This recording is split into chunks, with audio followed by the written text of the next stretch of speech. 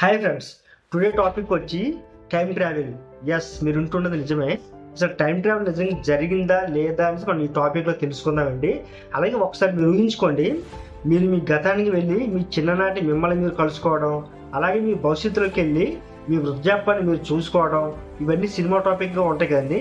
కానీ సైన్స్ చెప్తుంది ఇది జరుగుతుంది, ఖచ్చితంగా జరుగుతుందని చెప్తుంది. ఐన్స్టీన్ చెప్పినట్లు time is not constant, it bends with speed and gravity. అంటే మనం వేగంగా ప్రయాణిస్తే టైం స్లో అవుతుంది. ఒక స్పేస్ షిప్లో వెలుగు వేగానికి దగ్గరగా వెళ్ళిన మనిషి భూమిపై ఉన్న వాళ్ళకంటే నెమ్మదిగా వృద్ధాప్యం చెంది తిరిగి వస్తాడు.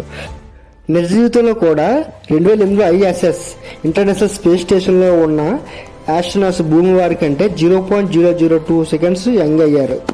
సైన్స్ ఇప్పటివరకు చెబుతున్నది ఏంటంటే భవిష్యత్తులో ప్రయాణం థియోరిటికల్లీ పాసిబుల్, కానీ గతానికి వెళ్ళడం ఇది ఇంకా మిస్టరీగానే ఉంది. మరికొంతమంది శాస్త్రవేత్తలు చెప్పింది ఏంటంటే వార్మ్ హోల్స్ గురించి, అవి సరిగ్గా పనిచేస్తే అవి టైం మధ్య సొరంగాలు అవుతాయని, ఒక చివరి గతం మరో చివరి భవిష్యత్తు అని చెప్తున్నారు. కానీ వాటిని నియంత్రించడం, సృష్టించడం మరియు స్థిరంగా ఉంచడం ప్రస్తుతం మన సాంకేతాలకు అసాధ్యం. ఇతిహాసంలో కొన్ని విచిత్రమైన సంఘటనలు కూడా జరిగాయి. 1916లో తీసిన ఫోటోలో మోడర్న్ వాచ్ ధరించిన మనిషి ఒకటి కనిపించాడు. అలాగే 1943లో ఫిలడెల్ఫియా ఎక్స్పెరిమెంట్ జరిగిందని కొందరు అంటారు. అప్పుడు ఒక నౌక మాయమై మరొక చోట ప్రత్యక్షమైందట. కానీ ఇవన్నీ నిర్ధారణ లేని మిస్టరీగానే మిగిలిపోయాయి. భవిష్యత్తులో quantum physics, wormhole technology అభివృద్ధి అయితే మనిషి కంట్రోల్ టైం ట్రావెల్ చేయగలడనేది అసాధ్యం కాదు. కానీ ఒక పెద్ద ప్రశ్న ఇంకా మిగిలి ఉంది. మనం గతానికి వెళ్ళి ఏదైనా మార్చితే మన భవిష్యత్తు కూడా మారిపోతుందా?